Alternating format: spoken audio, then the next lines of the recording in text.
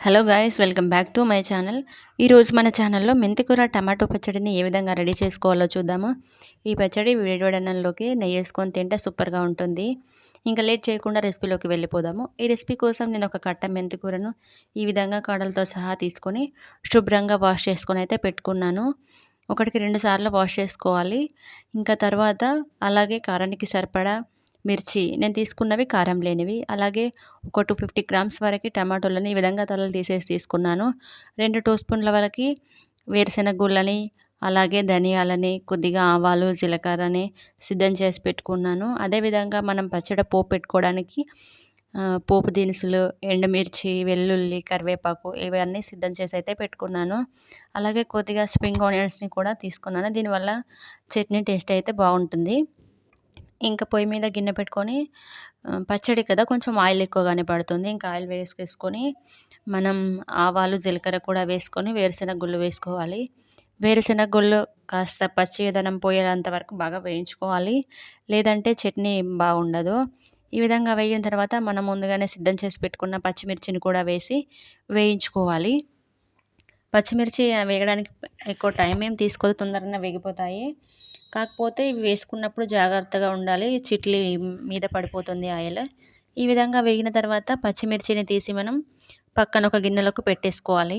ఈ విధంగా పచ్చిమిర్చిని కంప్లీట్గా తీసి పక్కన పెట్టుకున్న తర్వాత మనం ముందుగా వాష్ చేసి పెట్టుకున్న మెంతి కూరని కూడా వేసి బాగా మిక్స్ చేసుకోవాలి. అలాగే మనం ముందుగా పెట్టుకున్నాం కదా ధనియాలను కూడా వేసేసి ఒకసారి మిక్స్ చేసుకొని మగ్గించుకోవాలి. ఈ ధనియాలు వేయడం వల్ల అక్కడక్కడ పంట కింద తగులుతూ టేస్ట్ అనేది చాలా బాగా ఉంటుంది.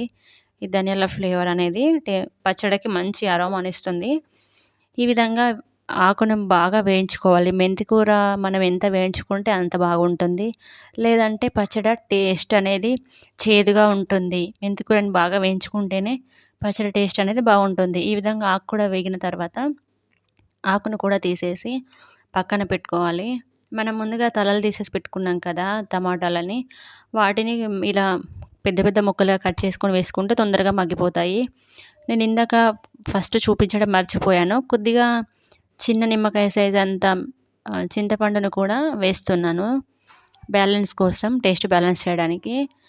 ఇంకా అది కూడా వేసేసి రుచికి సరిపడా ఉప్పును వేసేసి మగ్గించుకోవాలి. టమాటాలు ఉప్పు వేస్తే తొందరగా మగ్గిపోతాయి. ఈ విధంగా సాల్ట్ వేసేసుకొని ఒకసారి బాగా మిక్స్ చేసుకొని మూత పెట్టి మగ్గించుకోవాలి. ఈ విధంగా సాల్ట్ వేస్తే టమాటాలు అనేటివి తొందరగా మగ్గిపోతాయి. మనం ఉప్పు ఇక్కడే వేస్తున్నాం కదా, మళ్ళీ తర్వాత వేసుకోకూడదు. ఒకసారి ఉప్పు చూసుకొని మాత్రమే వేసుకోవాలి.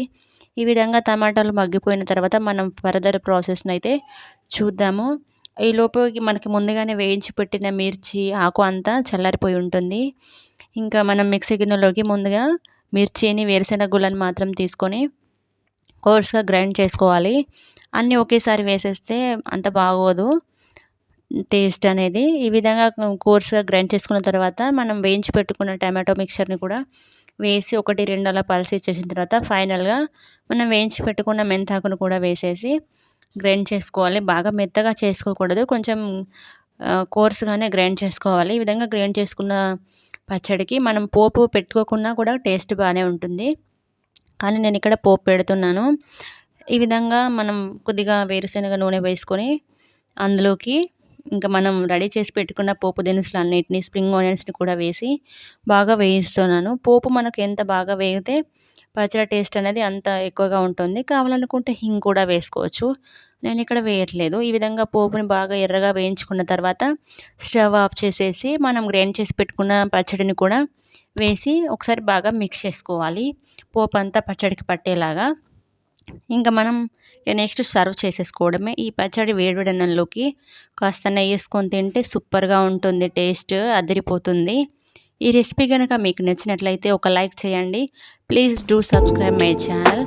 Thanks for watching.